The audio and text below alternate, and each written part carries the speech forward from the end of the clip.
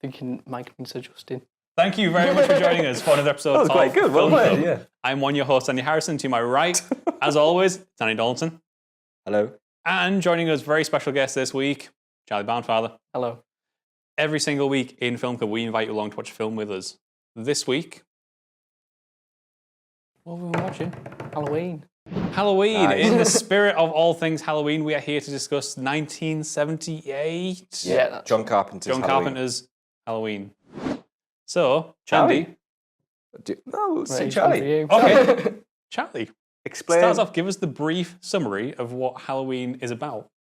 So, there's basically a loose killer out on Halloween called Michael Myers. Yep. He's after his relative who, well, is just living in the town. I forgot, what's the town called? Let's call it Newfoundland. Newfoundland. Yep. And he Station agent. is put in a mental asylum and escapes.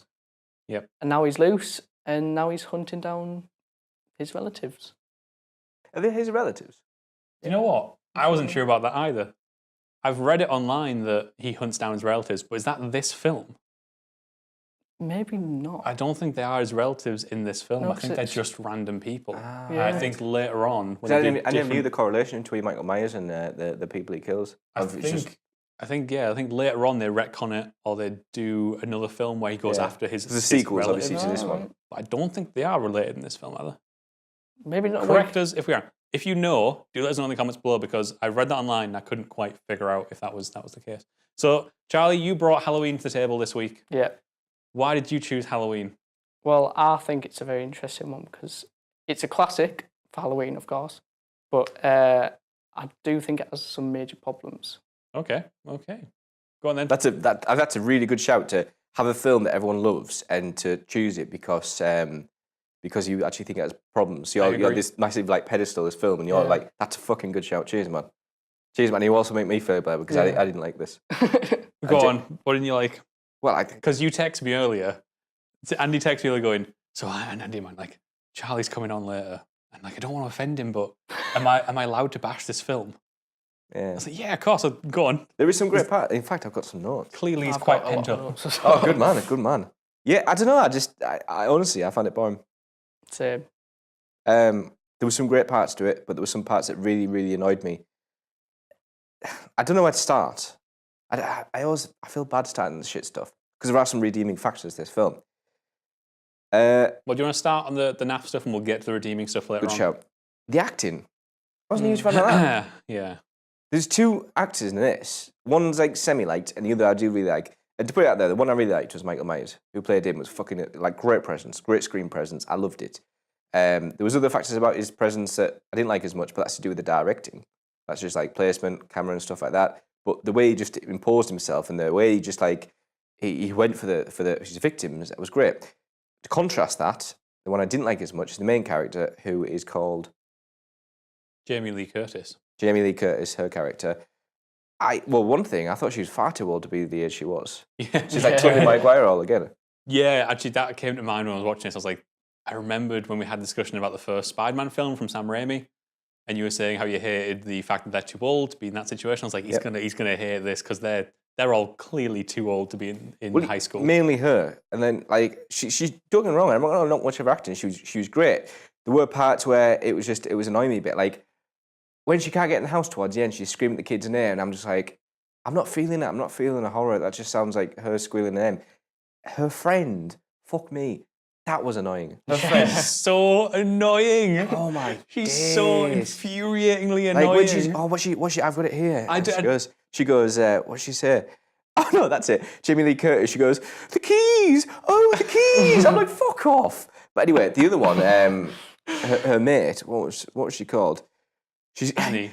Annie, and she's shouting her fucking sister's name or whoever she's babysitting. Lindsay. Lindsay, you get Lindsay.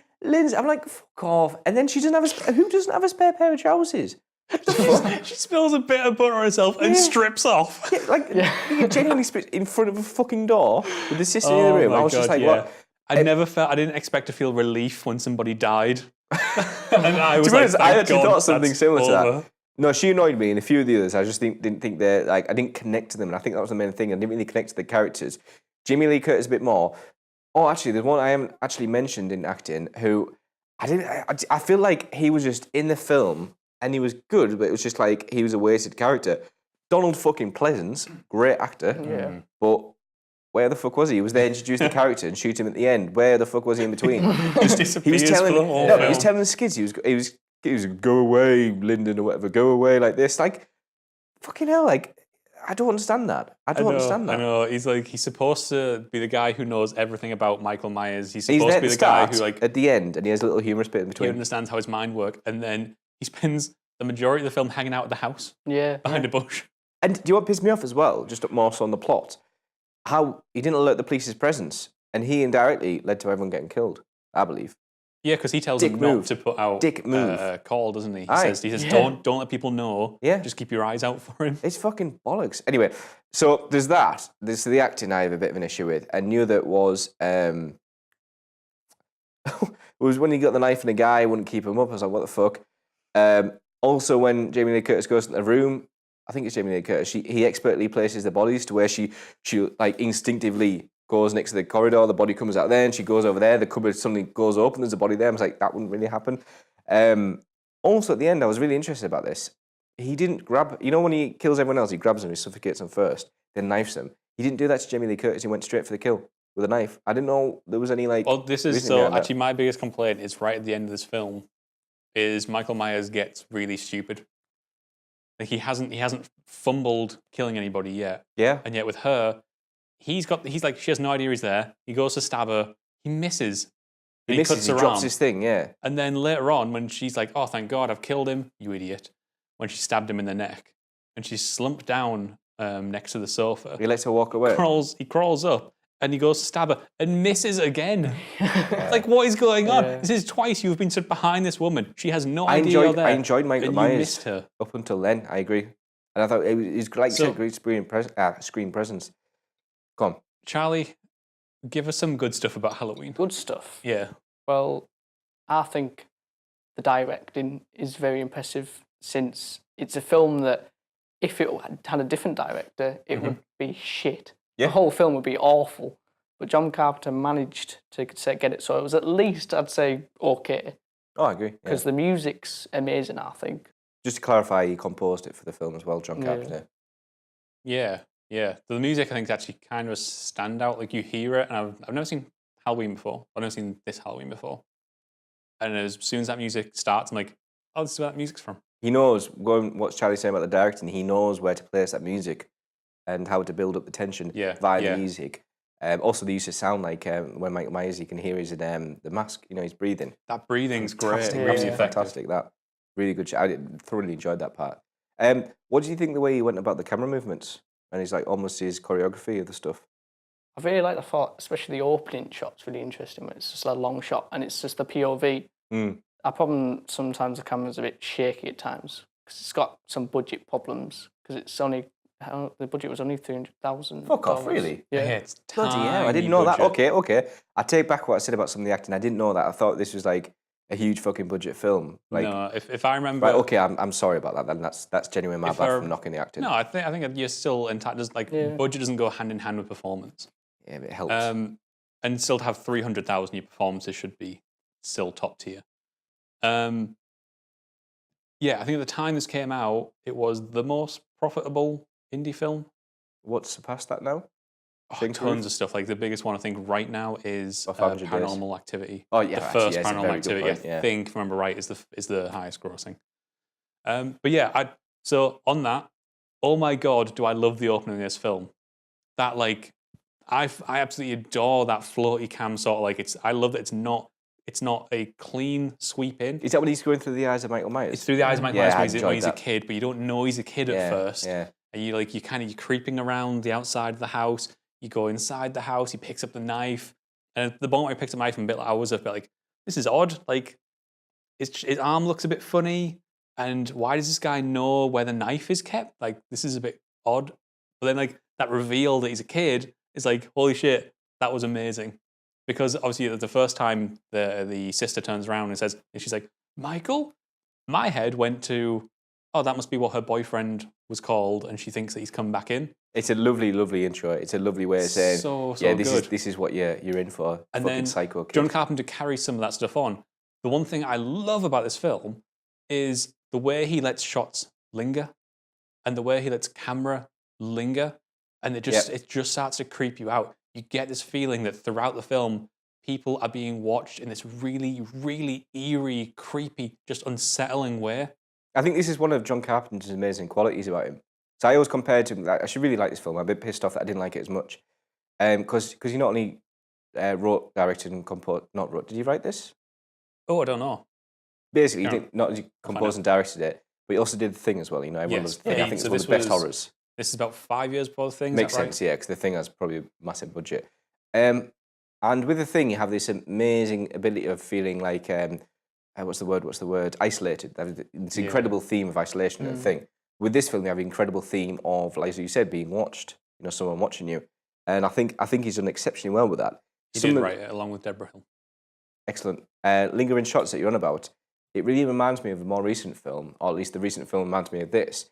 The Strangers. You know, there's some great shots in The Strangers. I haven't seen it. Well, it's actually really good. Where he's in the background. If you like lingering stuff, watch The Strangers. Where you can see in the background, it doesn't. You're like such a creep. No, if the stuff where they subtly just appear in shot, and the shot just stays there, you can see in the background, and then it kind of goes away. Stuff like that works so well because it's not shock humor. It's not shock horror. It's not using sounds to emphasize the actual horror. Anything like that. It's just genuinely, it's just creepy. It's that idea of, we know that she's been seen, she's completely oblivious. Yeah. That fucking works. That's horror done well. Yeah, absolutely. But I agree that this. So there's the opening, like that whole first third thing. I had me hooked. I was like, this is awesome. This is great. Then that second third, that second act. Fuck me, is that dull? Like it just grinds to a halt. That's when we start having to listen to like her friend bang on about like not wanting to babysit Lindsay, I threw butter down myself. Now I'm stuck out of a window while wearing a shirt and nothing else. Who are you? You're not a human. And then like that's funny actually. By the way, just to clarify, when she's actually out the window, she looks so fucking helpless, and it's so fucking hilarious. And she's got her foot stuck in some sort of rack. Yeah, and honestly, the kid's like, honestly. I love that the fact the kid doesn't hesitate as well. Lindsay's just like, oh, this again. You're just like, all right, come on. And she rings up the phone. Oh, yeah, she got stuck in a window, like proper, like stone faced about it. It's great. So the problem with this film, not the problem with this film, I guess. My problem with this film, I'm with you, Charlie. I don't know how you feel exactly right now, but I'm not a huge fan. I think this film has so much going for it, and then it just kind of wastes it in a lot of ways. But you have to give it credit that it birthed an entire subgenre. Which birthed the slasher film. And I think that's one of my problems. I think one of the reasons I don't like this is I'm not a huge fan of the slasher genre. Yeah. Like Scream and stuff like that, and I'm not asked. But I think that part's to my issue. If you compare it to films like Scream, I think this is so much better. Like I really don't like Scream. The problem is Scream's satire. Scream's supposed to be parodying like slasher, but this birthed like Nightmare on Elm Street, it birthed Friday the 13th, that sort of stuff. So like hats off to it, credit to it. If you like this sort of stuff, you will love Halloween is the thing. If you're a big horror slasher fan, you will love Halloween. Actually, you can see how it birthed the genre. But my problem with this as a horror film is it existed in a post-Psycho world. Psycho had been made... Alfred Hitchcock, 60s, 1960? 1960, yeah. So Alfred Hitchcock had already made Psycho. He'd already made this. Well, this is influenced from... and you can see that. You can see the way like they're telling a story, the way they're trying to like hide certain information from you, trying to like build tension. It's all very Psycho, but it's so much more dull than Psycho. And at no point was I scared or did I ever feel tense. Yeah, it's not scary. I think that's part of the thing. I think it's the fact that you don't feel scared. You just, you feel dull. But you can't deny the fact that John Carpenter has gone his own way about trying to do Psycho, and going back to the music. It's one of the most redeeming qualities of this film. Yeah, and like Charlie said earlier, the fact that camera work, especially in the opening scene and in the first third, builds all that tension wonderfully. So, Charlie, tell us, where do you fall on Halloween, having rewatched it this week? Fall. How do you feel about it? How do you come down it? Do you like it? Do you still think it's this stand-up film? I like it, but whenever I watch it, there's always that bit in the middle that just slows down, and I always get bored during that bit. So yeah, it's a classic, but should it have been? That's a fair question. Take away the fact that it's both the slasher genre. Do you reckon it's still being held in high regard? No. No, I mean, when it came out, it wasn't very well received. Well, it was mixed. Some people did really like it. So it's got like a cult following, essentially. Yeah, I think it got a cult following.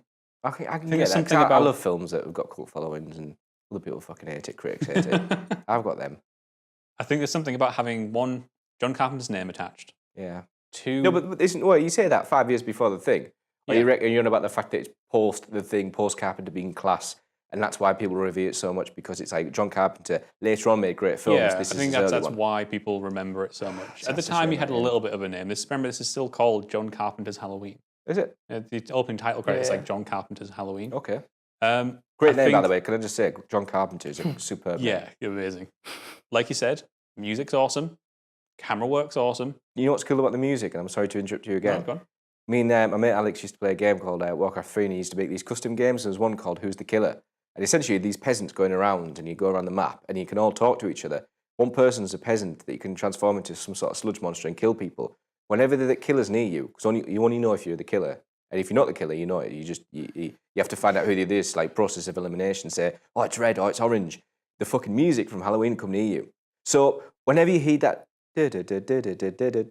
near you, you'd fucking shit yourself and run away. Oh shit, there's green, he might be the killer. Run the other way, only to find red that fucking mauled your ass. That was amazing. That experienced the music. So when I listened and watched the film, I was like, fuck me, who's the killer? Well, Get in. It's like me, like you've never seen Halloween before, heard the music, but recognize it. Aye. That's how iconic the music became from this film. So add into all that the fact that it came out in a teeny tiny budget, which makes people kind of interested in it, I think. People go, oh my God, there's this film that's doing really well, but it's made on such a small budget. People start to get interested. And the fact that I think it strips down a horror film to its bare bones and becomes the slasher genre. I think that's why it's still endearing. I think that's why people still love it so much. But I agree. I don't know if it deserves to be a classic. I mean, it does, because it did so much. Like, it did birth a genre. It did take it in a direction. It's I don't personally find it an interesting on film the same, to watch. like the same levels of other classics. No, I think for people who love horror, love slashers, yeah, this is totally up there. For me, and I'm guessing for you guys as well, this just so isn't my thing. You got The Thing, John Carpenter, and then you got this for me. Yeah. Well, it might be because of the style of the film. It's completely different kind of horror. It is. It's a very different, which is like, I was so frustrated by the end because that opening is wonderful. I love the stuff where like he's following, is it Tommy in the car? And he's pulling around, there's this over the shoulder shot. Yeah. And it's just watching Tommy as he's walking down the street. Like, that's so good. That's something about the car though. How does he drive? Because he comes out the asylum and he can just drive. And they explain it by going something like, "Oh, how can he drive?" And he's like, "Oh, someone must have taught him." That's what they say. He's like "What?" the doctor's angry. He's like, maybe somebody was giving him lessons. Yeah. Do you see the fucking hand in the window that suddenly shatters the window like a hammer? It's just a hand going like that, and suddenly the window like explodes. Yep. Sorry, yeah, it's a great film, but it's not as great. Very quick question before we wrap up. How do you guys feel about the face reveal? I liked it. I don't. Do you not? No. I think the hiding behind the mask, I love that sense of mystery. But I also like the fact that you actually see more to Michael's character in the sense that his mask is off, he needs a mask because he's facially disfigured. I think that speaks more about his character and the fact he's in the insane asylum. I love that element to it. I love that. That makes me more interested in Michael Myers to the point, actually, I went on and Googled Michael Myers to see his face and that mask, to see his story and stuff. So weirdly, the face reveal made me actually more, not attached, but more appreciative of the character. That's fair. Yourself? It's a good explanation. Me? I'd agree with you, actually. It didn't do anything for me because I don't think they'd built up his mystery at all. Like, I saw him when he was a child. But post-mask, it gave that mystery to me. So yeah, like the fact that I never for a second thought he was disfigured or anything. Yeah. I like the effect of the mask actually early on when he's just watching the girl from afar. But I can take it or leave it. I know it's a point of contention between people. I prefer Some the mask people of the love it. film. And some people hate it. Yeah. But So it'd only work at the end of the film. Yeah. There's Halloween. You can let us know what you thought of Halloween down in the comments below, or you can hit us up on Twitter. We will be back once again next week with another film. We'll be watching another horror film. It's so not a horror film. Halloween, by the time that episode comes out, Halloween's going to be long past, and we will be marching forward, revisiting Andy's very favourite film, Chicken Run. It's a film I used to watch with my grandparents or my cousins. It's like, honestly, it's notoriously good in our family. It's not really his favourite film, by the way. Just it's up there. Rimming him. Definitely up there. I'm just rimming you. Wow. Thank you very much for joining us, guys. We'll see you all next week. Cheers, Charlie. Cheers. No.